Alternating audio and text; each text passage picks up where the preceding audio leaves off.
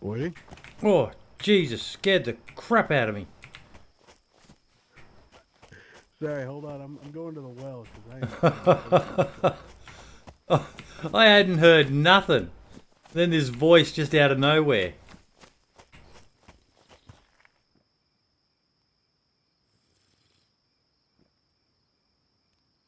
You hungry? I need to. Oh no, I'm doing good on food. I ran across a guy about an hour and a half ago, a lot further south than this, who gave me a couple steaks. But Hey. I've been thirsty as fuck. Pig steaks, to be clear. Hey. I was actually doing a bit of wandering around here. All I've managed to find is a chicken so far. I was hoping to find an animal for us to cook. Yeah, I haven't heard anything up here except for chickens, and I don't know if there are wolves around on this build. No, no wolves at the moment. Maybe someone's got them on a Damn. modded server, but sadly there's no wolves at the moment. Well, if they're turned off, there's a reason. Yeah. So how you been, my man? Oh, I've been all right. I keep myself busy. Yep. I intentionally took a bit of a break from DayZ because I wanted to wait to see .63. Yep. Oh, my stomach's full. Nice. I wanted to wait to see .63 in a healthy state. Because when I left, it was very, very, very rough. The fluidity of the animation system was there, but it had a lot to go. There was a lot of meat missing on the bones, as Peter would say. There's so much work to do. Well, come this way. I've got a fire going for you.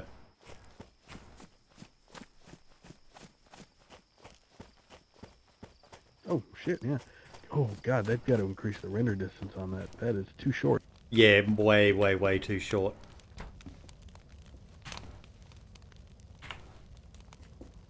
What?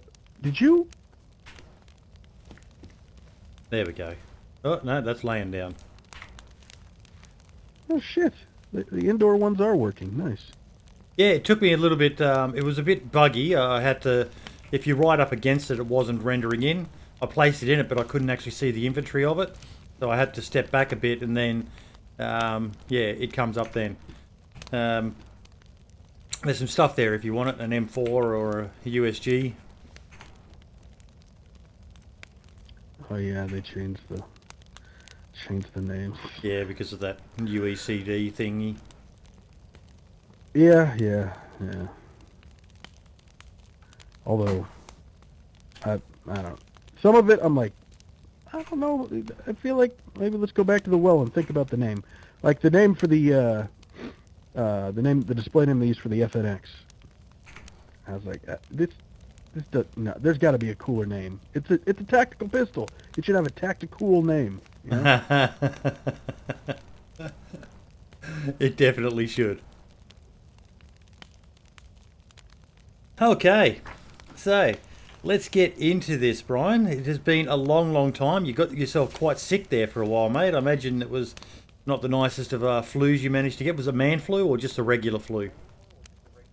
I don't know what the fuck it was. The funny thing about it is, so on a Friday, I left work, got myself a cigar, had the cigar, and I was fine on Friday.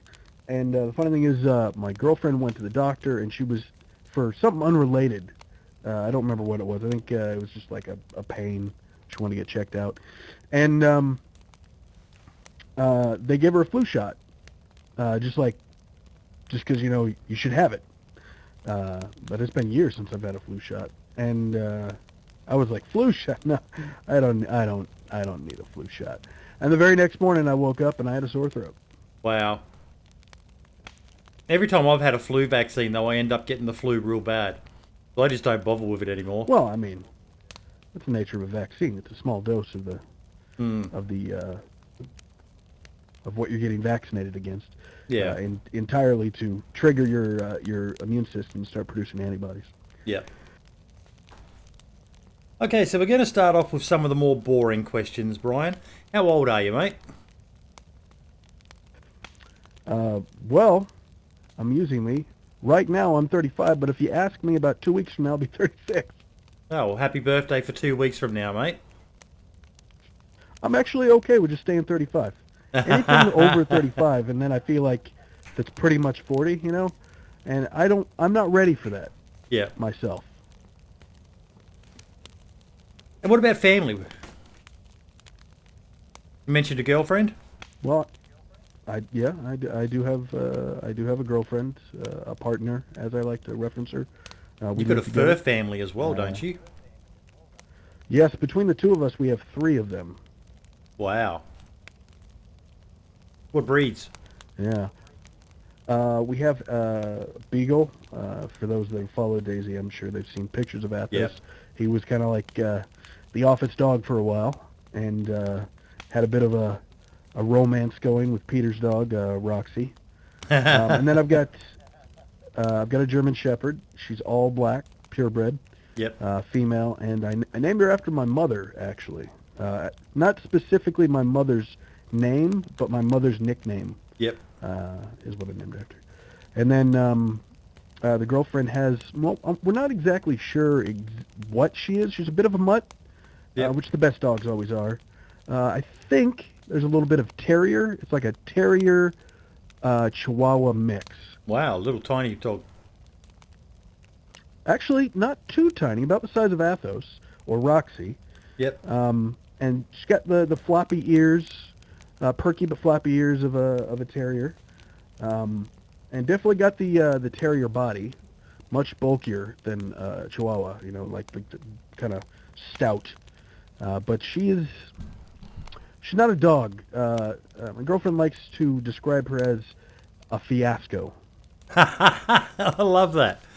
Has she got the aggression of a chihuahua then? She does. She does. She definitely does. But she's got the anal retentive sniffiness of a terrier. Has Yep. to smell everything at all the time, everywhere. My golden retriever's like that. He just sniffs everything. Oh, golden retrievers are just beautiful dogs. Yeah. This one's scared of his own shadow, though. I think I've got the only golden retriever in the world that's scared of water. I was just gonna say they're water dogs, and Yeah. none of my dogs are, which I wish they were because I live on the beach. Yep. Okay, so what are you doing for a living now? Exactly the same thing I've been doing for a living for the last 10 years, which is to say, I am developing video games. I'm in the same role I was over at Daisy, Yep. just with a different company on a different project that I can't quite speak about yet because, again, Ooh. much like Daisy, often those who make the games don't necessarily own the IP. Yep. So more news to come on this front. Yes, yes. Once we get to a point in which the title's announced and company is acceptable talk or acceptable, company is okay with Yep. talking about it, then I look forward to managing the hype, but sharing my personal excitedness about it. Awesome. It sounds. What little you've said, it does still sound quite interesting and very cryptic, and I do look forward to analysing your tweets over the future just to see if I can't divulge any information from it. I'm sure I'll slip up. I'm sure I have slipped up. But I can say this much. I had a lot of opportunities presented to me during my time at Bohemia and after my time at Bohemia. And I was very picky about what I picked. I'm fortunate enough to be at a stage in my life, in my career, where I can kind of pick what it is I want to work on. Yep. And this is definitely something I want to work on. Well, that's the key thing. What do they say? If you're happy in your job, it barely feels like working. I wish it was true, but the Yeah. reality of the day in and out of game development, uh, there are slogs. There are definite slogs. But I like to overhydrate myself, have a little bit of coffee, and I don't know what it is about it, but yeah, everything just feels more excited when I'm pissing clear, if you know what I mean. Yeah. Okay, now there's one thing I've always wanted to know. Your gamer tag is Hicks Underscore 206. Hicks is very obvious what that is, but what is the 206? Is that Is there any significance to that, or was it just a random number? I can't recall if Australia has area codes. Yes, we do. We have, or we I call know them that obviously. postcodes. Oh, well, postcodes are for the post though. Oh, area codes for phones, do you mean? Yeah, yeah, yeah, Yes, yeah, yes, yeah, we do. yeah. Yes, we do. All right. Well, 206 is the area code for where I was living for a vast majority of my adult life, which is the greater Seattle area. Yep. Well, there you go. Something very, very obvious. Yeah, yeah, yeah. Well, those from the Pacific Northwest, especially those, in and around the state of Washington or Vancouver or Portland would probably get the reference.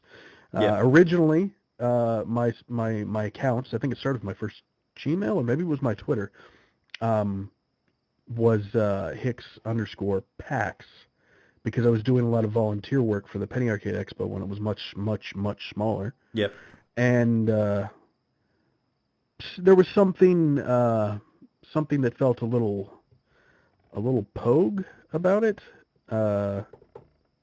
So under the advisement of friends, I switched it to something that didn't necessarily have to tie my identity to an organization. Yeah. Yep. And I've stuck with it because when I started streaming on Twitch in early 2012, that's the account I made. And, between the Survivor games, and Daisy Tatyana, and my streaming, it was just I was known by it. My Twitter account was it. My Twitch account was it. It's not one of those handles that you have to worry about getting, It's not a common thing. So it's very easy to get it, and, it was like, well, shit, just stay on hand. Well, that it probably leads into the next question. Then I imagine it's going to be something very similar. What's the whole 775 thing I've seen attached to you and stuff as well? I think the only type of person that would know that is the type of person that, well, if you're from Australia, it's the type of person that knows Blair, because that's the community that I built up around. Actually, I'll make this short and sweet.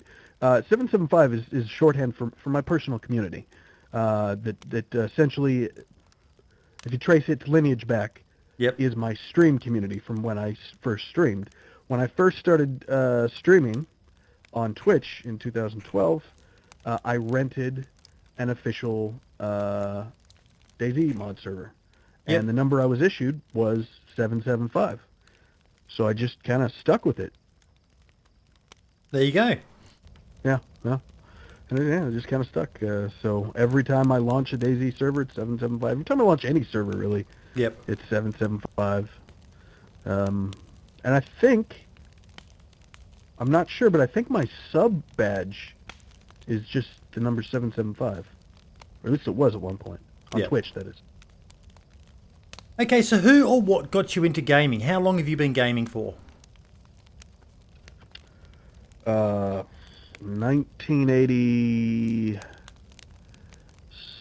1987, Yep. I think.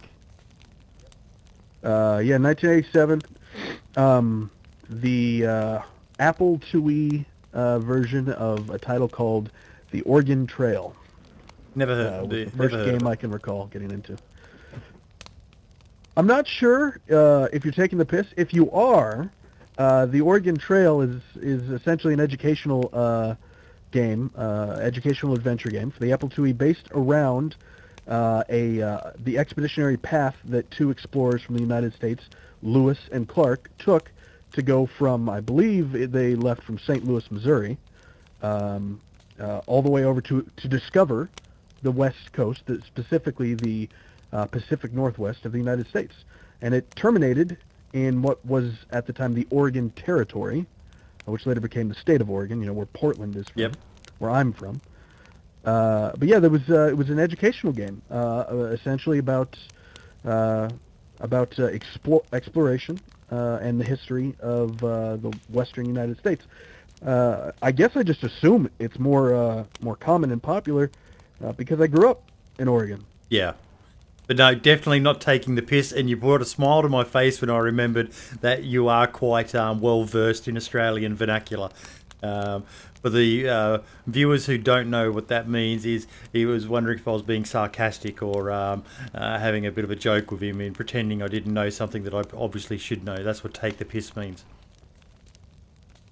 Yeah, come to think of it, I think Australia, outside of Europe proper, is the country I've visited the most outside of Europe and the United States Yep. is Australia. So what's your favourite game of all time? Well, it's got to be Daisy Mod specifically. Yep. Yeah, Daisy Mod followed up with tied with Ultima Online, classic Ultima Online, circa 1997, 1998. Yep. And Star Wars Galaxies. Now, I preface this just to be clear, because I know someone's gonna fucking say something that I did not put Daisy up there. One, because that's self-congratulation, I think is the term, and two, because Daisy is not. It's not where I want it to be yet. It's not where Peter wants it to be yet, but it's on the path. I got to tell you, a little tangential. Oh Jesus, I hit my mouse. A little tangential. I was making my way up here today, and just consistently stopping and taking screenshots and audibly saying out loud in my office at work, "Holy shit, this is a gorgeous game." Now keep in mind, I play at 2 to 4K, everything turned up, so that might be why someone might have different visuals.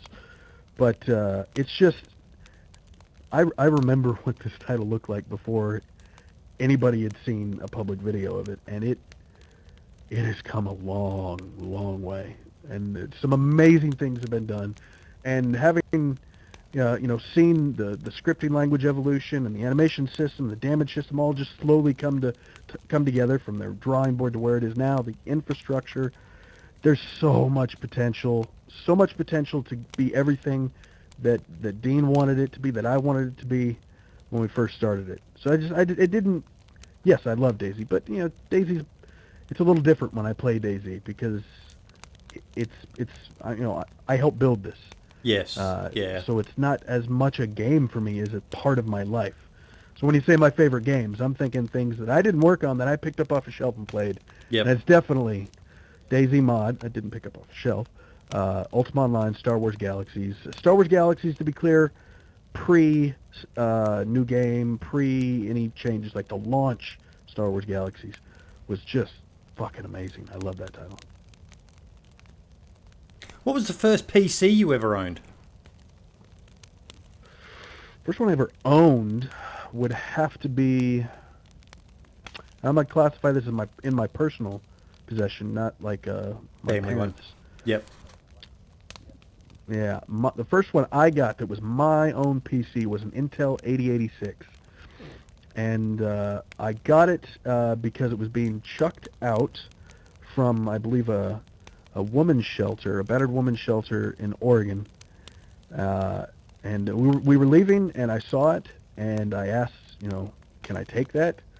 Of course, because at this point, this is right about when the first generation Pentium processor started hitting the market. Mm-hmm. Right about Windows 90. It was shortly before Windows 95 was released, and that was my first PC. I took it home, and it took me several months to figure out how to make this thing do anything. But I have very fond memories of it. Yep. And your first console? Were you ever a console gamer? Well, I grew up in a, let's just say there's a saying in the States, or maybe it isn't, maybe it's just in my own social circle, but we grew up eating government cheese, so to speak. Food assistance from the government, and I'm not talking like just food stamps. I'm talking like actual have to go and pick up packaged food that looks like it actually did come from the U.S. Department of Agriculture. Yep. So consoles were not really a thing for me until I was an adult. Yep. And the first console I was able to purchase, if I'm thinking back, would have been an original PlayStation. And it wasn't actually when I was an adult. It was, however, after I was making my own money. I had my first job. Yep. I believe I was 16. And what were you doing? What was your job? Oh, I I delivered custom door and trim hardware for a shop that made doors and trim and stair parts, stair components. That was a family-owned business of a good friend of mine, Mm-hmm. and he was working out of the shop because his mom and his dad owned it, and we were good friends. We were pretty much inseparable. I don't know if you have a friend like that from childhood, but I spent pretty much every waking moment between the ages of 14 to 17, maybe even 18, with this guy, all the time. And we would. He was a year older than I was, I think, and he had his driver's license. And come to think, maybe it was a learner's permit. I don't recall, but somehow we were legally driving. He was driving this big-ass Ford F-250. It was like a 1986 Ford F-250, manual, four-wheel drive, and we delivered the doors in a very large horse trailer. This is a small mom and pop shop. That's how I was paid under the table, actually. Paid under the table. Good old cash in hand. And yep, and used that to buy a used PlayStation 1. And actually, funny enough, this is what got me into post-apocalyptic content, because I'd never dabbled or even seen anything post-apocalyptic. Prior to this, I had picked up the PlayStation. This was in a used game store back, before GameStop was a thing, when there was tons of mom and pop used game stores. And I picked it up. It was used, and I was looking at the used games because I wanted to get a game, because I hadn't ever played really anything on the PlayStation. And there was they had this little tiny little TV doing the demo loop for Resident Evil 2. Oh. Which was brand new. And I picked that sucker up, and I don't think I slept for the first 2 or 3 days.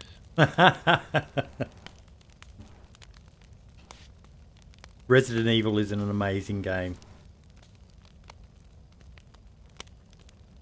It really is, especially Resident Evil 2. I think I honestly believe it was the apex of the series, and you bet your ass I am dripping with anticipation for the remake, because it looks fucking amazing. So what sort of PC are you running right now at home?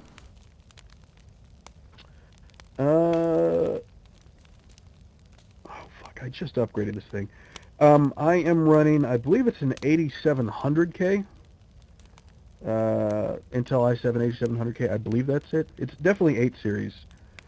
And 32 gigs RAM. I still have the 1080 I got a couple years back when we were demoing the new renderer. And then just a stack of SSDs. I do, however, have a really bad, I don't know if it's a bad habit or not, but it requires a lot of desk space. I do rock a 3-monitor setup. I've got one flipped or on its side so I can view long scripts. Yep. And then I've got a 1080 on the 1080p one on the opposite side. In the middle, I'm running a Dell 4K. What is this, like a 40-inch, 42? I don't know. It's a larger Dell 4K monitor that I picked up also shortly before the new renderer launched, so that I could see what DayZ looked like in 4K on 0.60. Any plans to get a 2080? I'll have to see whether or not I can convince NVIDIA to give me one in exchange for something. I don't know. It's very difficult to get their bleeding edge stuff. The 1080 thing, I pretty much had to completely rearrange my E3 schedule to do that interview in their media booth. I doubt I can get the 2080 for free, but if I can't, I'll just buy one. Yeah. Yep. So a long time ago, you used to stream. Why did you start streaming? I started streaming because some friends of mine, who later on uh, helped me create the Survivor games. Well, it was the Hunger Games and the Survivor games. Um, well, let me back this up a little bit, actually. Uh, I was living in Redmond, Washington, working on campus, Xbox campus over at Microsoft, and I had read in PC Gamer some stuff about this new mod called DayZ mod for Arma 2, which is a game I had never touched because it looks so fucking complicated. And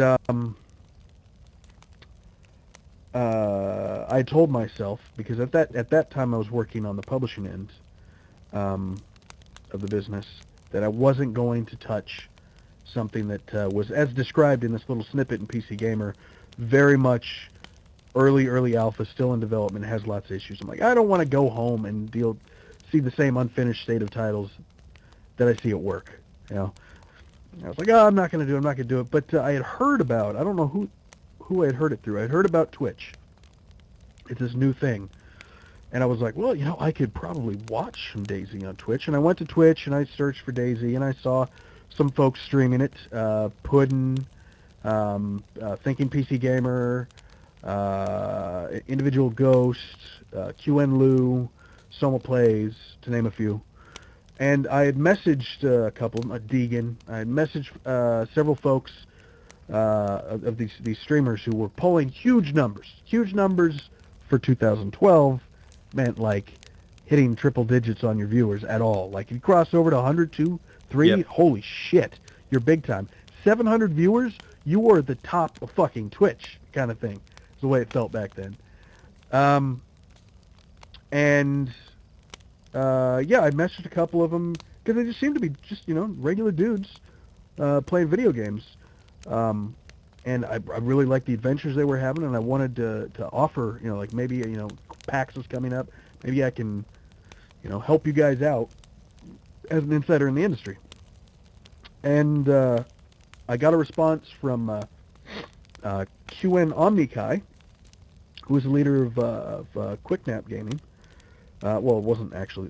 QuickNap Gaming didn't exist at the time, but had a group of friends, Soma and Lou, for example, that were playing DayZ together, and he was really interested in any advice I could give him to get through to like sponsorships, that kind of stuff. And I knew a lot of folks on that side, having spent the time I did at volunteering for PAX. So we started talking. I was giving advice back and forth. I was a regular viewer, and Kai told me, he's like, you've. Well, first he invited me to start playing with him, and I was playing with him. I was having a fucking blast. And he told me and Lou both, because I don't think either of us streamed at the time, that we've got to stream. And I guess through some persuasion, eventually gave in and started streaming with him. And we had this thing going. It was insane the amount of time I put into streaming. I would do a full 8-hour day, and then I would come home and stream 8 to 12 hours every day. I'd stream 12 hours minimum each day on the weekend. I was literally doing 2 full-time jobs of time, and we would, this is before, like, large spread proliferation of things like TeamSpeak, Discord, etc. Discord wasn't even around back then. So we had a group Skype call, and we would always be in this group Skype call. We'd just mute our mics when we left. It was like a digital hangout. And you could almost bet that, because all we did was play DayZ, non-fucking stop, all the time. We lived in DayZ. So you could almost guarantee you go home after work, you put your headset on, someone's in there, someone's playing, and we'd put the server information we were on in the chat, and we'd all join. And it just kind of went from there, just non-stop streaming DayZ all the time back in 2012. Any chance we'll see you back streaming anytime soon? I've been thinking about it. Over the last year, I think, I've been spending a lot of time, maybe even a year and a half, dealing with GTA RP. In fact, if you've watched Jam Jar, or Hazard, or oh god damn it, Tiger Rider. I was trying to think of who played Juan Goodman, Herona, all those, a lot of those folks. We all played together. We started out on the same community. A lot of us started out on RP first, and then moved to True Los Santos RP. I didn't stream it. Yeah, I've been really heavily into that, and I'd say over the last 8 to 9 months, I've been very heavy into modding 5M itself, and that's really reignited that spark of modding that I had back during the Daisy Tatyana days. Yep. And the Survivor games, and that's been a lot of fun. So I've been on the fence about streaming it, just because every time I turn my stream on, I don't know. There's a lot of great people to come in, and then there's some people that are just total shitheads. And then if I say something that's related to Daisy, someone misinterprets it, then it becomes a thing, and I don't want to cause any trouble for Peter and the crew. You know? Yeah. Yeah. You just need some good mods, mate, who are quick with the band hammer. It's true, but I've been away for so long that God knows where most of my mods are. Well, if there's any mods out there, hit him up on Twitter. Let him know you're still available and willing to work for peanuts. It'll have to be peanuts at the start. Now, you mentioned it then. Usually I ask people if they play the mod, but you've obviously made that very, very clear that you played the mod. One thing I don't think a lot of people know, but if they've watched any of your past interviews, they should know, but you were behind the crew that made Tatyana. Well, to be clear, Martin Bauer made Tatyana Island, the terrain. It's from the Arma series, Arma 2 modding over. You can probably still find it over in Armaholics, if Armaholics is still around. I did not make the terrain. However, myself and a very good friend of mine who also happens to be Australian got together and we did, Daisy Tatyana, otherwise known as DaisyTatyana.com. I actually just got into a heated debate about this on the Daisy subreddit because there was I'm sure well-meaning gentleman who remembered things a little differently than things went down. There was, for I think maybe a couple weeks, an early version from a group called Daisyland.eu, and there was a guy by the name of Alex, if I remember correctly, at the helm of that, and something that kind of flew against the grain in the face of traditional Arma modding and Daisy modding later on, was that they had this mod, they ran it on 1 or 2 servers, and they refused to give anybody access to the package to run more servers. The database struct, the data files for it itself, they wouldn't. And Daisy Tatyana was really fucking cool because we had spent so much time at that point playing the original Daisy mod, and then Daisy Lingor when it came out, and later Daisy Panthera, which I believe is Icebreaker's terrain. But they wouldn't give it up. So I went and contacted Martin Bauer, the author of the Tatyana terrain, or island as we call them on that side of the fence, and I got his permission to use it in the mod as long as I followed the principle I told him was that I was going to distribute it openly, that it wasn't hold on to it and only let ourselves have it. And so what did Ben go? It was Ian Banks, and then Ian Fernsby. He went by multiple names. Fantastic gentleman, worked on a lot of keyhole tools for us for the Survivor games. Put together Daisy Tatyana with the blessing of course, of Dean. We got his permission to use Daisy mod and modify it, as well as the one of the things I really loved that I thought was just fantastic about Daisy Tatyana was Rocket's Maul airplane, which was this white, like single-engine kind of Cessna airplane that we had on Tatyana. That the propeller, if it impacted any actor, any AI or player ped, would spray blood all over the cabin and kill whoever the props hit. It was super, super fucking cool. We did that. We released, I set up DaisyTatyana.com. We released the Daisy Tatyana package, and quickly saw Daisy Tatyana be the number one non-Daisy, like non-Chernars, like the original Daisy, the number one variant server-wise. Yep. It had, last I checked, the official Daisy mod had like 2,000 some odd servers, and Daisy Tatyana had 500, and like the closest after that was like not even hitting 100. We had a lot of success with it, and we did our best to take it seriously. We had a public bug track software so people could report issues. We made sure that the packages were available for download and install. I worked with Josh for, oh my God, what was Josh's tool? Daisy Commander.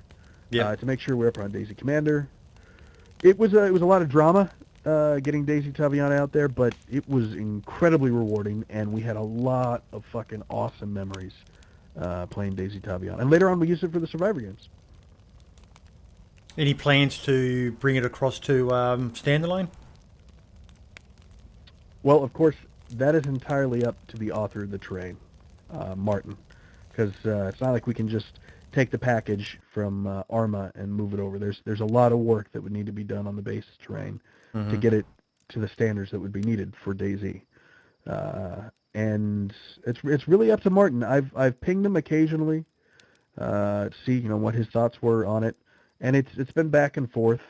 Some stuff happened with the folks that did Daisy Origins that probably will mean we won't see anything on the Steam Workshop ever.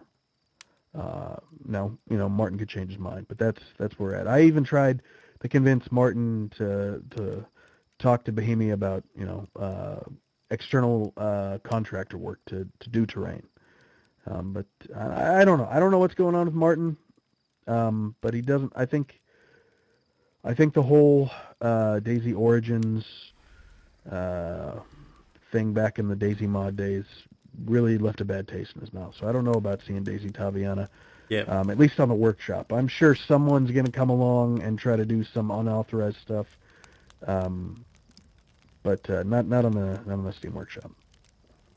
So what is it about Daisy that makes you love it so much? You've touched on it a little bit, but this game has been such a big part of your life from the moment you first started watching streamers play it, even until now. What is it that has so encaptured you? I'm gonna have to say it's the fact that, and in hindsight, it definitely it wasn't this early on, but it certainly appeared that way. Daisy, much like Ultima Online and early Star Wars Galaxies, is almost entirely driven by emerging gameplay, by player-to-player interaction, by the unique experiences players have with the world. It's a living, breathing world that doesn't say you have to do this, and this, and go to these places and achieve these tasks to play it. You can exist in Daisy. It is entirely what you make of it.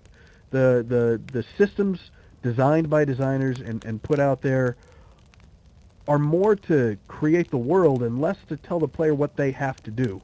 Yep. Sure, there's a drive.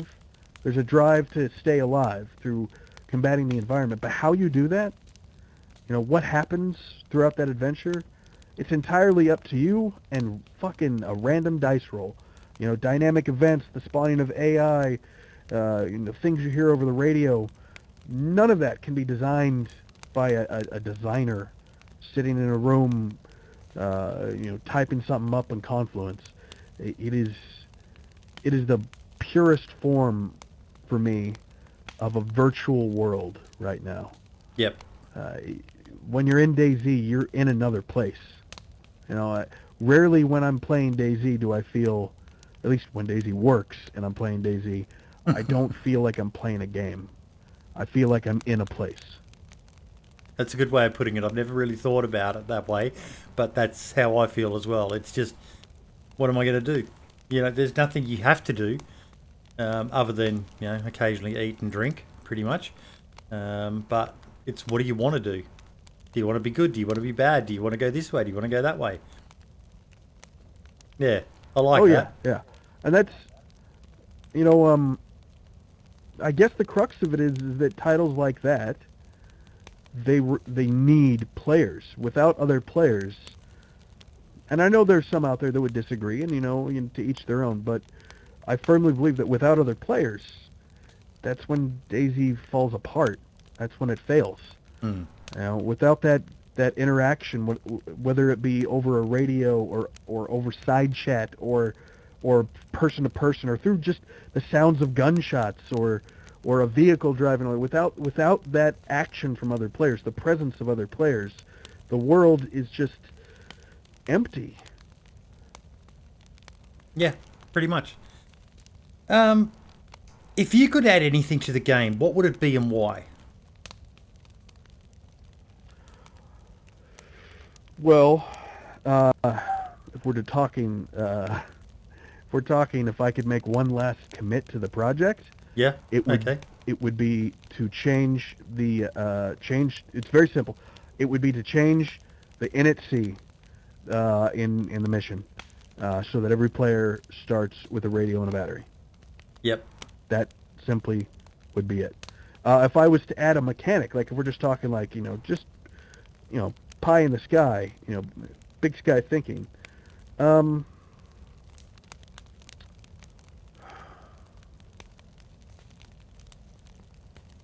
Well, there's nothing I would add that hasn't already been documented and the team knows about. Yep. I can't really elaborate past that because it's not my place to leak information about what's upcoming or what Yeah. should be upcoming. Oh, you're going to enjoy some of the viewer questions then. Hey, I will try to answer every question you pass my way. I honestly was half expecting you to You know say what? to make Actually- all. Sorry, go for it. Now that I think about it, there is one system that you can see right now, very prototypey, on 0.63, that I would flesh out to the original intent I wanted, which is soft skills. Yep. Soft skills, this is a call made by Peter, and it's his call to make, and I still am eager to see what he does with it. But soft skills originally, and it could end up being this way, who the fuck do I, what do I know, was intended to have more depth to it. And it was entirely because I say I, but we wanted to solve the problem of value to the character and not the gear. And we thought soft skills. There's a way to do that because the really big thing about soft skills was it cannot ever replace player skills. So it's got to only deal with stuff that the player doesn't necessarily have control over the success or failure of, so to speak.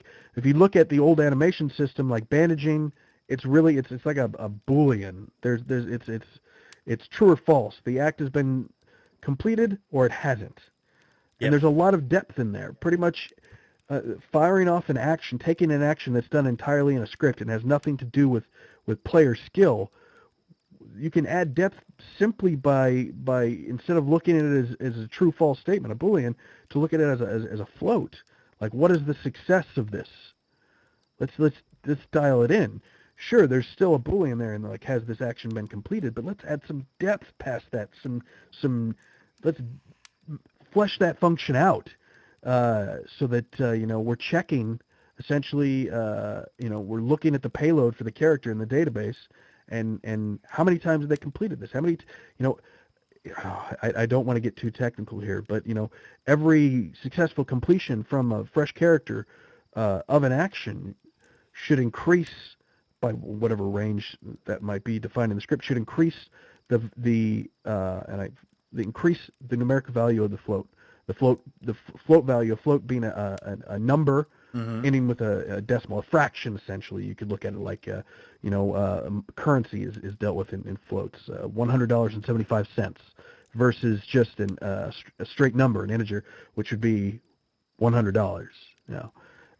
Adding that depth to allow the character to incrementally increase the value with more precision. Maybe a failed action still gives you skill, but not as much, and that's where a float would come in over a straight number. So that, oh man, I'm really going off on on the deep end here. But the idea is that let's take the example of medical actions, bandaging, injecting with a needle, transfusing blood, giving saline, those kind of things. These all should build your proficiency in the medical skill. And as you, the more that this character, the specific this character does it, the better they get. So maybe the quicker that action is performed, the quicker the animation goes, or maybe, or I say but maybe an additional, the more blood is transfused, or let's say maybe an initial bandage. Don't take me, don't take this as gospel, but maybe an initial bandage has a chance for failure. It's like a mathed out random range, and it's like a dice roll. Is this in D&D? Is this a successful bandage? And you get above a certain number threshold, then it is. The more you bandage, the higher your proficiency in your character's proficiency in the medical skill goes up. So the higher chance you have at a successful bandage. I apologize. It's the end of the day for me. So and I just had a cigar and a lot of water, so I'm a little hyper. But the point being is that I don't know if that's Peter's intent with the soft skill system. But if it isn't, that's where I would go. I would continue to flesh that out. But you have to also understand that from Peter's perspective, he's also got to look at that this is a 100% mod-friendly title. And does it make sense for DayZ to go down that far deep down the route? Or does it make sense to do the soft touch, essentially presenting the framework there for it to be expanded upon later on? Who knows? But yeah, I would. There's two answers there. If we're talking about one last commit to the project, I would make sure every player spawns with a radio battery. If we're talking about fleshing out or adding the system, I would take soft skills and go much farther with it. Would you still like to make all the all the official servers first person? It doesn't matter how much I want that. It's just never happened. We had that conversation very early on, and a lot of the team, especially designers, were very supportive of it. But the CEO was not, and it's his company. Yep. And to be fair, looking at it, taking my own emotional feelings about it, my own feeling of the play session, and how the title plays, it is better to offer choice. That's why. Yeah, you good point. You did say the community server or the official servers. Yeah. I don't think I have any right, and I don't think the development team has any right to remove third-person gameplay, and I don't think we did from day one, because there's a lot of people that love DayZ, and a lot of those people love playing it in third person. But making all the official servers first person only doesn't restrict people's ability to play third person DayZ. Yeah. I do absolutely love first, and that's why the Survivor games went first person, honestly. Yep. Is because it is a much more tense experience. It is. It's the only way to play DayZ, in my opinion. I've dabbled in third person, but it's first person all the way. It's just so much more enjoyable. Okay. It's scary as fuck. Oh yeah. What video sums up DayZ the best for you? What's a video you've seen on YouTube that you just thought, wow, this really sums up DayZ? Well, there's two. I'm going to say two because it's like the yin and the yang, the heads and the tails. On one hand, it would be Mr. Blackout's series. And I say series, but I mean, you just watch the first video of the series and get a taste. Diaries or the hardcore? Well, Diaries. Yep. I love hardcore, but if I was to say sums up, it would be Diaries. And then on the inverse, it would be the Social Experiment. Jam's first Social Experiment. Mm-hmm. Those two are the yin and the yang of DayZ. You've got, Blackout being the friendly adventurer. As I once described him, Frankie on PC and 1080p for DayZ standalone. Yeah. He's. I always felt that Blackout was DayZ's Frankie. You know, the ubiquitous good guy adventurer. And then you've got Jam, who's just he's chaotic. What's the term? He's chaotic good. If we're looking at D&D definitions. Oh, I would potentially even go chaotic neutral for him. He kind of does what he wants to when he wants. Now, back then I would say Jam was chaotic good. Nowadays, definitely chaotic neutral. Maybe sometimes a little bit chaotic evil, Yeah. depending on how his day's been going. Yeah. But I feel like that first social experiment video and Blackout's early diaries really summed up Daisy for me. Anyone of late who's really standing out for you? Well, I gotta say Beck Beans. It's not necessarily Daisy gameplay, but Beck Beans videos have definitely stood out for me. I don't know if you've caught them. No, I haven't. I tweeted one of them. Oh yeah. I will. I'll make sure to send him over your way. Yep. In fact, I think he plays on Doug. He's South African, I believe, unless he's doing a Oh, really good yes, impression. yes. The with his guy, accent. the role play one, the role play video where he was talking about how he got betrayed after he finally went good. Yes. That guy was Yes. amazing. That was absolutely amazing. I He did is. see that tweet of yours and I replied to it. I said, the beautiful part of it is I don't know whether he's serious or whether he was role playing. He's got a character almost. I don't know if that's just who Beck is in his day-to-day life. Yep. But it's really good. He did a follow-up, by the way. You should check out his YouTube channel. He did a follow-up. But I've got to say, no offense to Septic or Jake or all the fantastic content creators out there, but my heart is always for Renee. Oh, barely infected. That's only because he saved you from Renee the two is big bullies, Renee. FT and the Running Man. No, I've always loved Renee, and I think it's just because I've lost a lot of faith in humanity over the last 4 or 5 years, especially over the last 2. But I feel like Renee is genuinely a good person. Yeah. I have never seen Renee do something where I don't. He's the fucking Mr. Rogers of DayZ. I don't know if you know who Mr. Rogers is. Yeah, I do. Renee is Mr. Rogers from the Netherlands. He's a genuinely nice guy. Yeah, he really is. Big question for you. Status reports. What do you think of them, honestly? I think I almost regret starting them. Yeah? They caused a lot of stress for me. People might not realize it, but every time a status report came out, I was there reading the reaction instantly. The status report started because I wasn't happy with the almost non-existent communication that the DayZ dev team put out. Mm-hmm. It was completely random. Whenever someone felt like it, we could go months without sending any new stuff out, and I wasn't happy with it. And I saw the reports that were being put out by some friends of mine over at Portalarium, Richard Garriott's company, and I thought, we should do something like that. And really, the funny thing about the status reports was that I pitched it originally to Dean, and Dean was not into it and wanted to continue just doing it whenever he felt like it. And I waited until he was out of town because he had a business trip for something, I think for Ion. And he was in London, and I was like, fuck it. What's he going to do, fire me? So we put out our first status report. And I just waited. I didn't say anything about it to Dean. I just waited to hear if I'd get yelled at.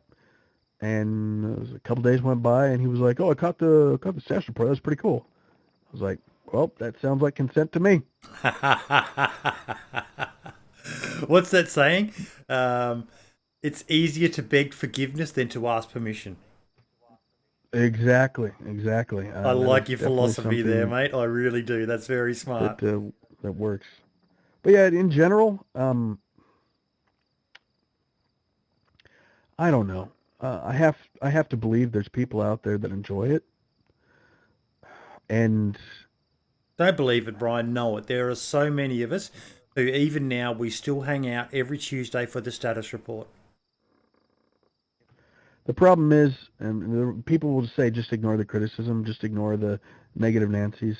It's just not human nature to do that, and it's a lot fucking harder than what people would insinuate it being, especially when it's such a cornerstone of, I think it's still biweekly. It's such a cornerstone for those that have to contribute to it, Yeah. and it was always like pulling teeth to get data for the status report. Um, Maybe because I just didn't want to be a dick about it, but I thought it was much more important that people focus on moving the project forward. And a lot of times I felt like I had to protect the team Yep. because we're we're in the middle of nowhere globally as far as like the dispersion of the user base for DayZ. Central Europe, inland city, in a unique culture. There's this one country I'm aware of that speaks Czech as its primary language, and it's the Czech Republic, and it is a tiny nation in the scheme of the world. And the culture is very different than where I'm from or where you're from. And I wanted the team to have the passion that I knew that they had every day, but fucking reactions to status reports were just demoralizing. It was back and forth all over the place. People would say, "Oh, we just want they want the truth and don't sugarcoat it." The reality of software development is sometimes it takes fucking weeks for anything to happen. Sometimes it's an explosive week. You know, Mm-hmm. it's not like you can that it's not like a television show where you're going to get something new every time an episode comes out. Sometimes, you know what? No news. It's been a slog. And I tried the reality, being honest, a couple times about that. Oh my God, people were angry. Holy shit, people were angry. So you try to squeeze screenshots out because people they want to see something new. But if you if you tell them like it's this is just a mesh you're looking at, a textured mesh, or this is just an animation laid over the base skeleton. The reality is many things could change. It might not work out. Don't. Oh, for fuck's sake, don't say that to people. They get very angry, and oh man, I don't know, boy.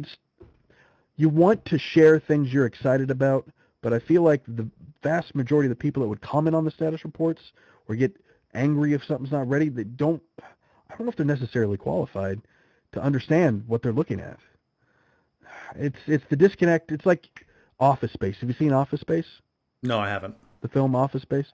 It's a Mike Judge film. Classic mid 90s technology company. There was a guy in there who had to justify his job to these people coming in, efficiency experts.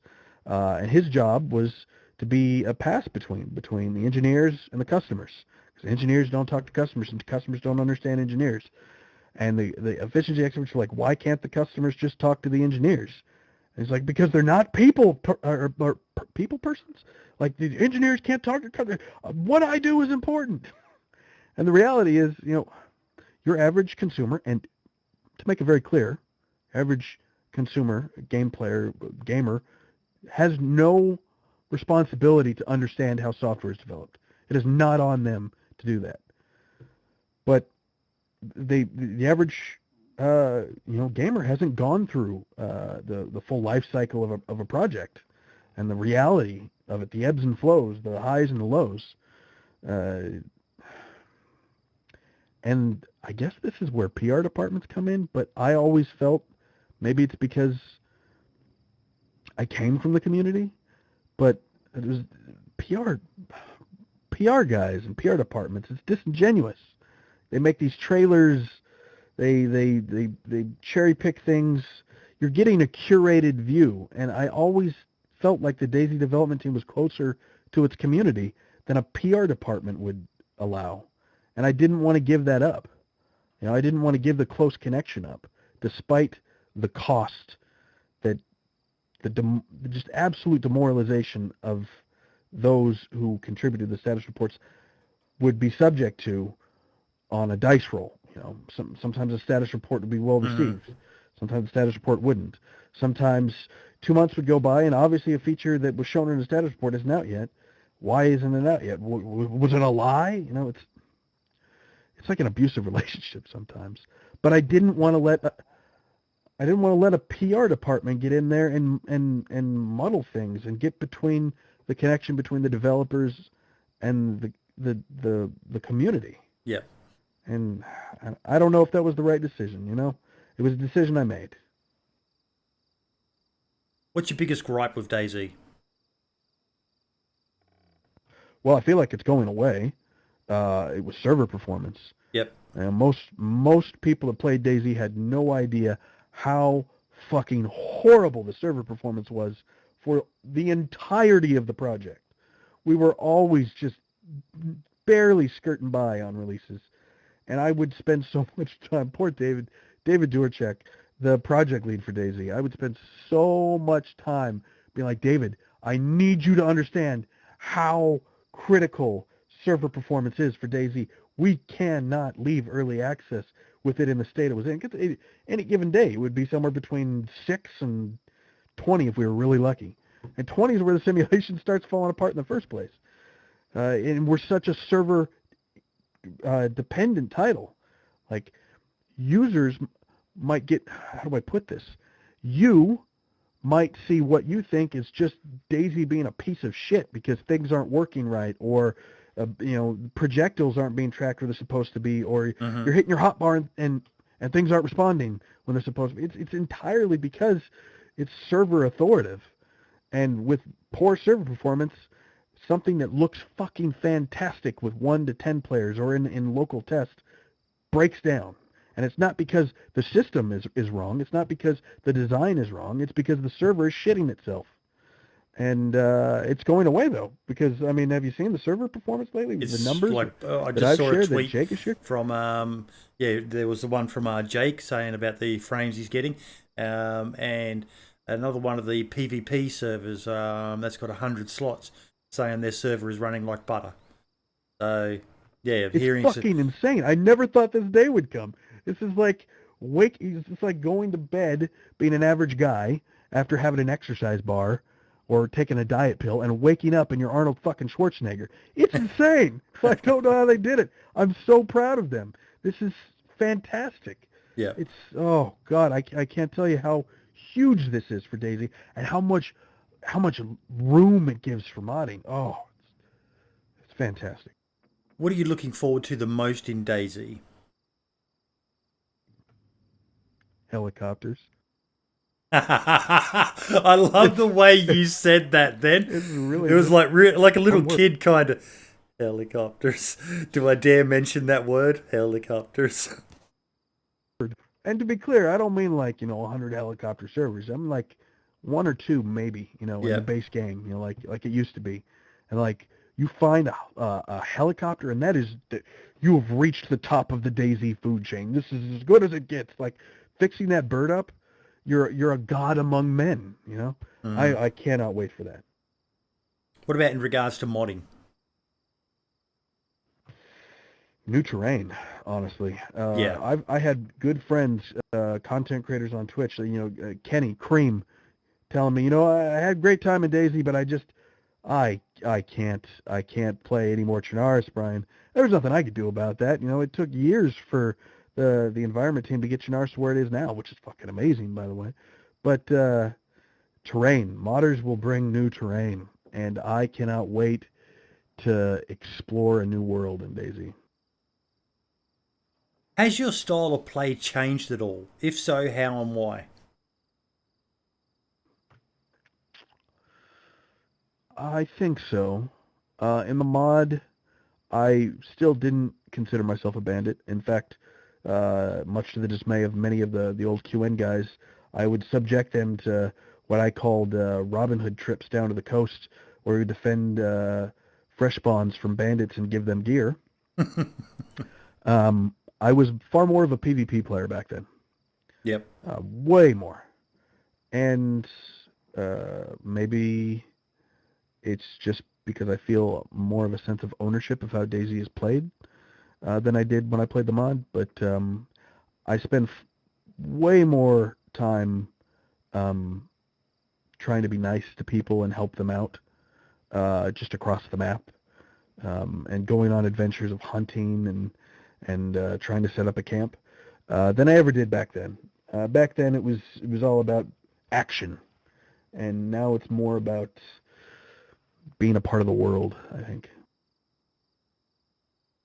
Have you tried any of the new PvP servers that are out now?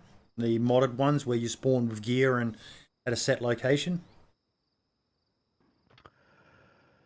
Aside from closed tests, I did. I think I was. In fact, I know I was the first 100-person server up for the first day. I think after the server tools came out. Aside from me fucking around with seeing how the mission is handled and the offline economy is handled, because that was not a thing when I left. Aside from that, like I set everybody to spawn in Electro and gave them all guns. No. I'm glad people are able to do that and have a fucking blast, guys, but that's not, forgive me for saying this, I'm not trying to gatekeep. DayZ is whatever you want it to be. But for me, that is not DayZ. I understand exactly what you mean. DayZ is more than just killing people, but for those like myself who suck at killing people, those servers are going to be very, very helpful, because now I can actually, like, just playing around for a couple of hours, it gave me some really invaluable experience in learning how the mechanics, because it's a lot more complicated now, shooting. It's almost like a shooting range. I guess you could say, those servers. It's like a tutorial, a combat tutorial. Yep. Where you can go and learn these mechanics and get better at them without having to be a bandit. I see your point. Okay, last question. How many people do you reckon there is per server? 75 to 100. 75 to 100. I don't think it can be less than 75, and I think more than 100, and then it starts to get a little chaotic. Okay, we are going to do the rapid fire questions now, so just say the first thing that comes into mind when I ask you a question. You ready? Yep. Favorite long range weapon? Winchester. Least favorite long range weapon? Mosin. Favorite automatic weapon? M4. Least favorite auto weapon? MP5. KOS? Not unless they don't have a mic. No mic, no life. First person or third person? First person. Favorite server? Doug US. Favorite place on the map?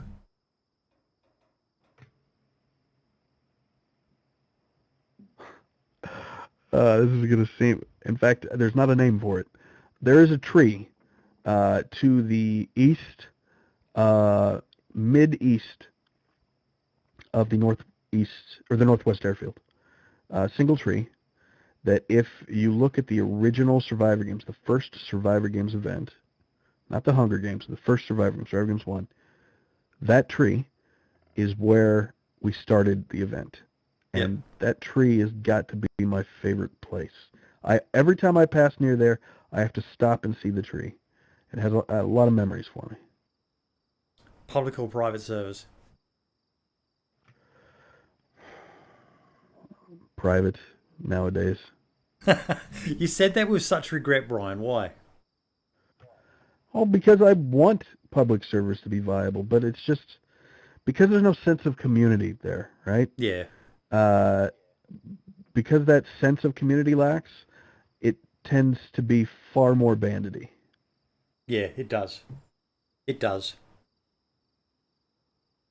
Okay, I've got 3 marry, fuck, kills for you. I did it last interview with Spaggy, and everyone seemed to enjoy it, and I thought of 3 that I can do for you.